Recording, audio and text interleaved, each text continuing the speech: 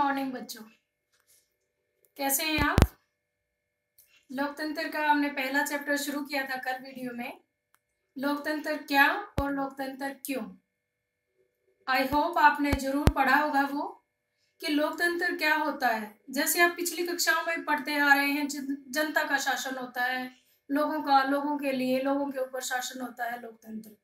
कल मैंने उससे थोड़ा ज्यादा आपको बताया कि लोकतंत्र एक ऐसी व्यवस्था है जिसमें शासकों का चुनाव जनता द्वारा किया जाता है। उसके बाद हमने इसकी विशेषताएं पढ़ी कि सिर्फ चुनाव करना काफी नहीं है। कई ऐसे देश भी हैं जहां पर चुनाव मतदाताओं की मर्जी से नहीं होता। चुनाव तो करवाते हैं, जैसे मैंने कल आपको बहुत सारे एग्जाम्पल दिए थे।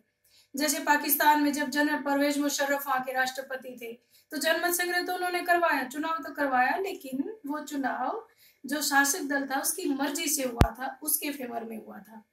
ऐसे ही जैसे मैक्सिको का उदाहरण भी हमने पढ़ा जिसमें पीआरआई पार्टी है, तो वहां भी चुनाव मतलब मतदाताओं की पसंद से नहीं होते हैं। मतदाताओं के ऊपर दबाव डाला जाता है किसी विशेष पार्टी को मतदान करने के लिए। ऐसे ही चीन में तो कोई विकल्प ही नहीं है, वहां पर तो कम्युनिस्ट शासन है और वहां पर जो भी चुनाव लड़ना चाहता है उसे एक ही पार्टी की सदस्यता लेनी होती है, तो मतदाताओं के पास विकल्प ही नहीं होता।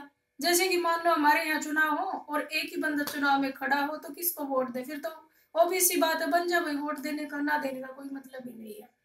तो इस तरह से हमने विशेषताएं पढ़ी कल, और इसके खिलाफ भी कुछ तर्क पढ़े कि देरी हो जाती है, कई बार लोगों को सामान्य लोगों की समझ नहीं होती है, जो ऊपर बैठे हैं उन लोगों को।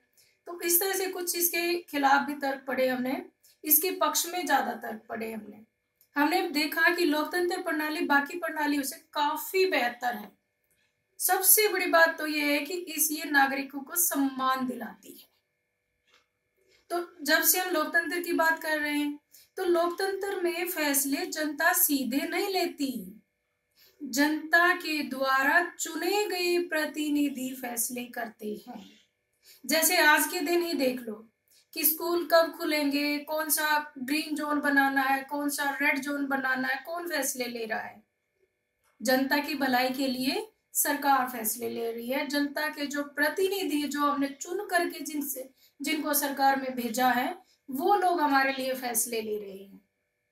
तो इस तरह से दो तरह के लोकतंत्र हमारे सामने आते हैं, एक प्रत्यक्ष लोकतंत्र और एक अप्रत्यक्ष लोकतंत्र।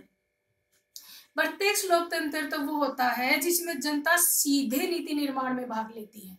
जैसे कि आप सारे क्लास में बैठे हो और हमने ये डिसाइड करना है कि 15 अगस्त का प्रोग्राम हम कैसे कैसे करेंगे, तो सारे मिलकर निर्णय लेंगे, सारे बच्चे अपनी अपनी राय देंगे और उस आधार पर निर्णय लेंगे। ये तो हो गया प्रत्यक्ष लोकतंत्र। ये छोटी जगह के लिए तो कामयाब है, जहां पर जनसंख्या कम है वहां तो ठीक है, लेकिन देशों के लिए आज के दिन ये बिल्कुल भी कामयाब नहीं है, क्योंकि बहुत ज्यादा जनसंख्या हो गई है और सब लोगों का एक साथ बैठाना मुमकिन नहीं है। और अगर बैठा भी दें तो ये भी जरूरी नहीं है कि सबके पास उस मामले के बारे में पूरी समझ हो, तो इस समय की बर्बादी ही होगी। समझ गए प्रत्यक्ष लोकतंत्र, जिसमें सारे आंखों के सामने बैठ के प्रत्यक्ष रूप से बैठ करके निर्णय लेते हैं, वो होता है प्रत्यक्ष लोकतंत्र, जो कि आज के दिन चलन में नहीं है। आगे आता है अप्रत्यक्ष लोकतंत्र। अप्रत्यक्ष लोकतंत्र आज की हर जो देश है लोकतांत्रिक देश, वहां पर अप्रत्यक्ष लोकतंत्र ही हमें देखने को मिलता है। अप्रत्यक्ष लोकतंत्र में जनता के द्वारा चुने गए प्रतिनिधि शासन चलाते हैं, वही नीति निर्माण करते हैं और वही जनता की बातों को आगे सरकार तक पहुंचाते हैं। सरकार ही एक्चुअली जनता के द्वारा चुनी जाती है। अंडरस्टैंड?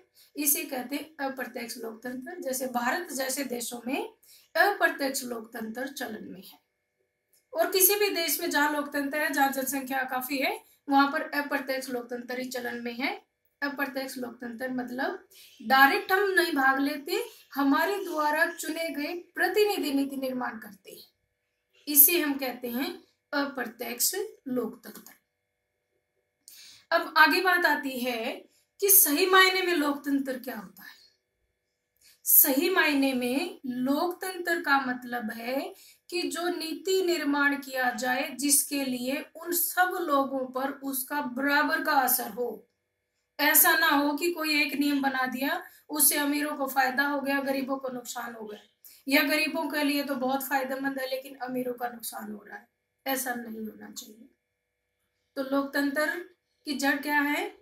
सही मायने में लोकतंत्र वही होता है जहां पर जो नीति और नियम बनाए जाते हैं वो सबके ऊपर बराबर रूप से लागू हो, चाहे वो किसी भी धर्म से है, चाहे वो औरत है, चाहे वो पुरुष है, चाहे वो किसी भी जाति से, अमीर है, गरीब है, कोई भी है, कानून के सामने सभी समान होते हैं। तो वहीं पर सही मायने में लोकतंत्र होता है। जैसे आप देख लीजिए, मान लो कि आपके परिवार में आपके बड़ी बहन की या बड़े भाई की शादी की बात चल रही है, और अगर माँ बाप उससे बिना पूछे उसके लिए फैसला ले लें, हालांकि चाहे उसको पसंद हो या ना हो, फैसला ले ले, तो क्या ये लोकतंत्र है? नहीं, क्योंकि जिसके ऊपर जिसकी शादी करी जा रही है, जिसके ऊपर ये नियम लागू हो रहा है, उससे तो पूछना बहुत ज्यादा जरूरी है, उसके लिए तो फायदेमंद होना ही चाहिए। इसी तरह मान लो क्लास में कोई शिक्षक आपको पढ़ा रहा है और वो जो आगे आगे बैठे बच्चे हैं उनसे ही अपनी बातचीत करके चला जाता है, पीछे वाले बच्चे हैं जो पीछे के बेंचेस पे बैठे हैं या कोई और दूसरे बच्चे हैं जो बैठे हैं उनकी तरफ ध्यान नहीं दे रहा है, या उनकी बात सुनी नहीं जा रही है, या उनको चुप कह के बैठा दिया जा रहा है, तो क्या वो लोकतंत्र होगा? नहीं, वो लोकतंत्र नहीं होगा, क्योंकि लोकतंत्र की विशेषता है कि प्रत्येक को अपने विचार व्यक्त करने की पूरी स्वतंत्रता होनी चाहिए, प्रत्येक को अपना विकास करने की पूरी स्वतंत्रता होनी चाहिए, तभी वो लोकतंत्र है। तीसरी बात, अगर मान लो किसी एक ही पार्टी का जो पहले बाप शासन करता है, फिर उसके बेटे को टिकट दे दी जाती है, परिवारवाद आ जाता है, तो वहां भी हम कहेंगे कि सही मायने में लोकतंत्र नहीं है, क्योंकि लोकतंत्र में प्रत्येक को हार और जीत का मौका मिलना चाहिए। अंडरस्टैंड? अगर आपने लोकतंत्र की विशेषताएं समझ ली है सही से, तो जो एक्सरसाइज में जो क्वेश्चन दिए गए हैं उनको रटने की बिल्कुल भी जरूरत नहीं है। सिर्फ विशेषताओं को दिमाग में रखिए, क्वेश्चन को ध्यान से पढ़िए, आपको आंसर कॉपी में लिखने की जरूरत नहीं है, उनको बुक में ही सोल्व कीजिए। कॉपी में आपको वही लिखने हैं जो मैंने कल की वीडियो में आपको बोर्ड से स्नैपशॉट लेने के लिए बोला था, और जो आज वाला जो मैंने लिखा है वो लिख लेना बस। बाकी क्वेश्चन की आपको समझ होनी चाहिए। बेटा सोशल स्टडी ऐसा सब्जेक्ट नहीं है जो रट लिया और लिख दिया। सोशल स्टडी एक समझ बनाने वाला सब्जेक्ट है, आपको अंडरस्टैंडिंग होनी चाहिए लोकतंत्र की। फिर किसी भी बारे में क्वेश्चन पूछ लिया जाए, कोई भी एग्जांपल दे दिया जाए, आपको उसमें पता होना चाहिए कि ये उदाहरण जो है लोकतांत्रिक है, अलोकतांत्रिक है, या इसके बारे में हम कुछ कह नहीं सकते हैं। चुनाव तो गैर लोकतांत्रिक सरकारों में भी होते हैं, लेकिन जरूरी नहीं है कि वो जनता के फायदे के लिए और जनता की बात उसमें मानी जाए। लेकिन अलोकतांत्रिक के लिए तो जरूरी नहीं है चुनाव हो या ना हो भी सकते हैं, ना भी हो सकते हैं, लेकिन जो लोकतांत्रिक सरकार है वहां पर चुनाव होना अनिवार्य है। ये अंतर है लोकतांत्रिक और गैर लोकतांत्रिक में। लोकतांत्रिक में चुनाव होना पहली शर्त है, अनिवार्य है। लोकतंत्र में जो शासक होगा वो जनता की पसंद का होगा, ये जरूरी है। लेकिन गैर लोकतांत्रिक में जो शासक है वो जनता की पसंद का होगा, ये जरूरी नहीं है, हो भी सकता है, नहीं भी हो सकता है। अंडरस्टैंड? तो अब हम आगे देखते हैं। हमने लोकतंत्र की बहुत सारी विशेषताएं देखी, इसके पक्ष में तर्क भी देखे, थोड़े बहुत इसकी आलोचनाएं भी पढ़ी। अब बात आती है कि एक आदर्श, क्या हमारे देश में आदर्श लोकतंत्र है? एक आदर्श लोकतंत्र की स्थापना किस प्रकार से की जाए? आदर्श लोकतंत्र के गुण मैंने यहाँ पे लिख भी दिए हैं, आप इसका स्नैपशॉट ले लें।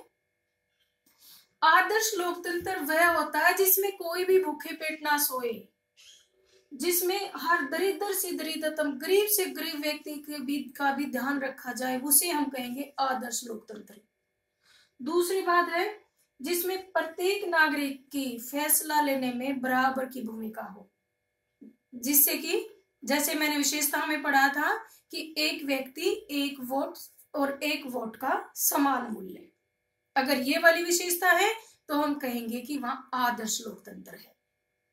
तीसरी बात, प्रत्येक व्यक्ति तक सूचना का प्रसारण होना चाहिए। कोई भी सूचना है देश के बारे में, उसके अपने बारे में, नागरिकों के बारे में, वो प्रत्येक सूचना व्यक्ति तक पहुंचनी चाहिए। अर्थात प्रेस, टीवी, मीडिया, अखबार, इनकी पूरी स्वतंत्रता होनी चाहिए। व्यक्ति को अपने विचार व्यक्त करने की पूरी स्वतंत्रता होनी चाहिए। जैसे हम अपने देश में भी मन किया, जिस पार्टी की अगर कोई बात अच्छी नहीं लगी, कोई नियम अच्छा नहीं लगा, तो हम उसको गालियां देने, उसको कहने लग जाते हैं कि अच्छा नहीं किया, अच्छा नहीं किया।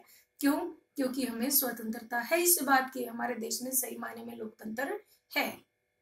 फिर बात आती है कि बुनियादी शिक्षा और स्वास्थ्य जैसी सुविधाएं सभी को बराबर मात्रा में पहुंचाई जानी चाहिए। सभी की पहुंच में होनी चाहिए बुनियादी शिक्षा और स्वास्थ्य सुविधाएं।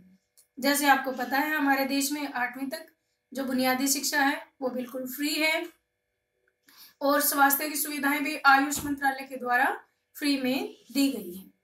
आगे बात आती है कि प्रत्येक नागरिक को अपने देश के प्रति पूर्ण निष्ठा हो। कोई भी देश तब तक तरक्की नहीं कर सकता जब तक कि उसके नागरिक पूरी तरह से उसके प्रति निष्ठाबद्ध ना हो। तो इसलिए आई होप आपको पूरा चैप्टर समझ में आ गया होगा। इसकी विशेषताओं को मैं फिर से कह रही हूँ, इसकी विशेषताओं को ध्यान से पढ़िए और फील कीजिए कि हम एक लोकतांत्रिक देश में रह रहे हैं।